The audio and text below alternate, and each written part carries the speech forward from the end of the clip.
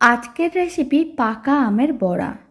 পাকা আমের বড়া খেতে ভীষণ ভালো হয় আর বানানোর জন্য খুব বেশি উপকরণ বা সময়ের প্রয়োজন পড়ে না। দারুণ স্বাদের নরম তুলতুলে পাকা আমের বড়ার রেসিপিটা শেষ পর্যন্ত দেখার জন্য আপনাদের কাছে অনুরোধ রইল। তো চলুন বানানো শুরু করা যাক। নমস্কার, আমি রুমি, আপনাদের সবাইকে আবারও একটা দারুণ স্বাদের রেসিপিতে স্বাগত। প্রথমে একটা বড় সাইজের পাকা আম নিয়েছি। এখানে আমি হিমসাগর আম নিয়েছি, তবে আপনারা যে কোনো ধরনের পাকা আম নিতে পারেন। পেছনের অংশটা কেটে বাদ দিয়ে তারপরে এইভাবে স্লাইস করে কেটে নিয়েছিলাম।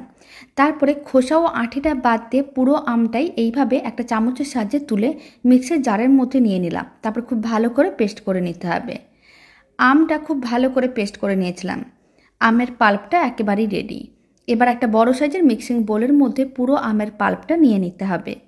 আর দিয়ে দিতে হবে 1 কাপ ময়দা।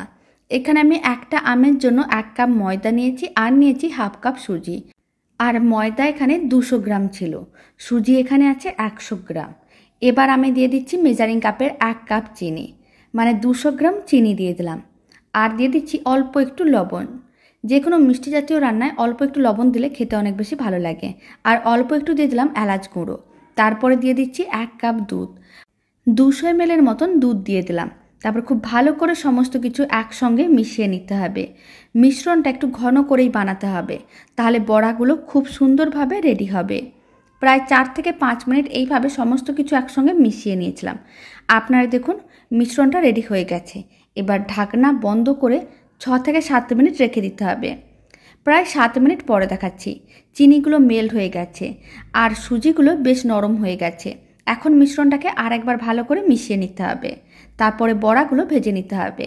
আর কড়াইতে কিছুটা পরিমাণ তেল নিয়ে তেলটা গরম করে নিয়েছিলাম। ফ্লেমটা মিডিয়ামেই আছে। আর অল্প অল্প করে মিশ্রণ নিয়ে এইভাবে গরম তেলের মধ্যে দিয়ে দিতে হবে। আর ফ্লেমটা যদি হাইতে থাকে তাহলে বড়ার ওপরটা অনেক তাড়াতাড়ি লাল হয়ে যাবে, তবে ভেতরটা কাঁচা থেকে যাবে। তাই মিডিয়াম ফ্লেমে উল্টে পাল্টে বড়াগুলোকে বেশ লাল লাল করে ভেজে নিতে হবে। এখন 2 মিনিট পরে দেখাচ্ছি। 2 মিনিট অন্তর এইভাবে বড়াগুলোকে উল্টে পাল্টে বেশ লাল লাল করে ভেজে তারপরে আমি আপনাদের দেখাচ্ছি। প্রায় 6 মিনিটের মতন সময়ের প্রয়োজন পড়েছিল। বড়াগুলো বেশ লাল লাল করে ভাজা হয়ে গেছে। এবার বড়াগুলোকে তুলে একটা প্লেটের মধ্যে রেখে দিতে হবে। আর বাকি যে মিশ্রণটা আছে সেই মিশ্রণ দিয়ে একইভাবে বাকি আমের বড়াগুলো রেডি করে নেব।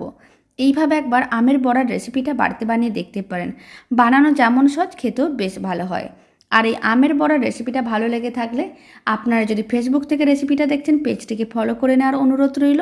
ইউটিউব থেকে দেখলে চ্যানেলটি সাবস্ক্রাইব করে নেওয়ার অনুরোধ রইল। তো চলুন ভিডিওটা আমি এখানে শেষ করছি। আপনারা সবাই ভালো থাকবেন, সুস্থ থাকবেন। আপনাদের সঙ্গে আবার নতুন রেসিপি নিয়ে দেখা হচ্ছে।